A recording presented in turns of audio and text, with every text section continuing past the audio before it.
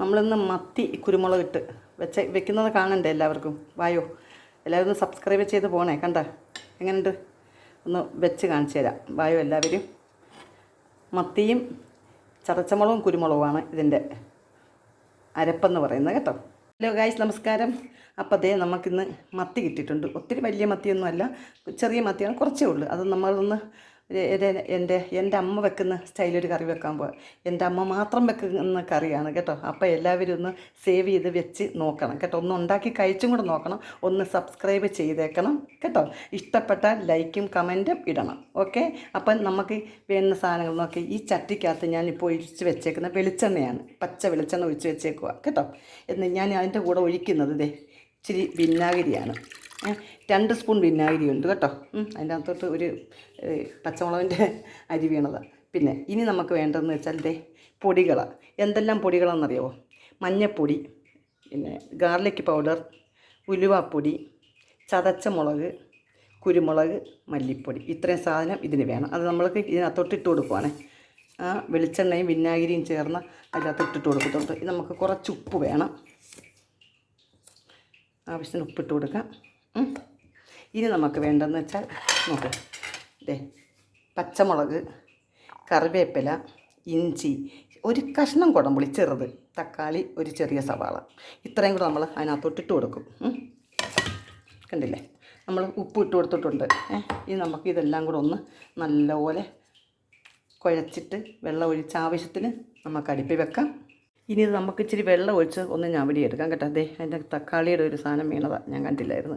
അപ്പോൾ ഇച്ചിരി വെള്ളം ഒഴിച്ചിട്ട് നമുക്കൊന്ന് കൈ കൊണ്ട് തന്നെ ഒന്ന് ഞവടി എടുക്കണം കേട്ടോ. ഇതാണ് നമ്മുടെ കറി.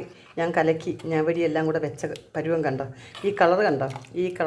ഈ കറിയുടെ കളറാണ് ഇത് കണ്ടോ. അതിന് മുളക് പൊടി ഇല്ലാത്തതുകൊണ്ടാണ് ഈ ഒരു കളർ വരുന്നത് കേട്ടോ. അപ്പം നല്ല സ്മെല്ല്. ഇപ്പം തന്നെ പച്ച വെളിച്ചെണ്ണയുടെ എല്ലാം കൂടെ നല്ലൊരു സ്മെല്ലുണ്ട് കേട്ടോ.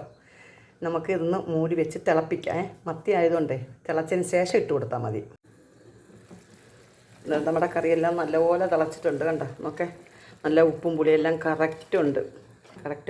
ഇനി നമുക്ക് മീൻ ഇട്ട് കൊടുക്കാം. ഞാൻ മീൻ തവി കൊണ്ട് ഇട്ട് കൊടുക്കാം. എൻ്റെ കൈ ഓൾറെഡി ഞാൻ കഴുകിപ്പോയി. കൈ മത്തി ആയതുകൊണ്ട് നല്ല സ്മെല്ല്, അതുകൊണ്ട് ഞാൻ കൈ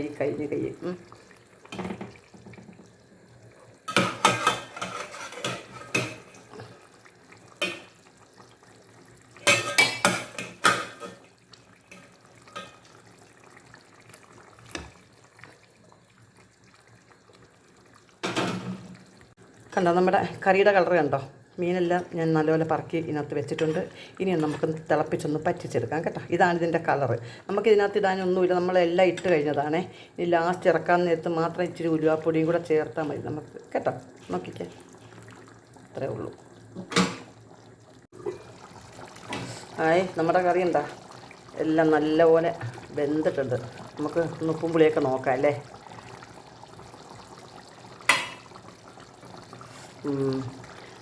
അടിപൊളി എല്ലാം ഉണ്ട്. നല്ല സൂപ്പർ ടേസ്റ്റ് ഉണ്ട്. ഇങ്ങനത്തെ കറി ആരെങ്കിലും വെച്ചിട്ടുണ്ടോ ഇതുവരെ? ഇല്ലല്ലോ. അപ്പോൾ എല്ലാവരും ഒന്ന് സേവ് ചെയ്ത് വെച്ചേക്കുക. സൗകര്യം പോലെ വെച്ച് കഴിക്കുക. ആർക്കും ഇത് പിന്നെ കിട്ടിയില്ലെന്ന് പരാതിയൊന്നും പറയാൻ നിൽക്കരുത് കേട്ടോ. നോക്കിക്കേ, സൂപ്പർ ടേസ്റ്റാണ്, സെറ്റാണ്, സെറ്റപ്പാണ്. Okay, bye, Tata.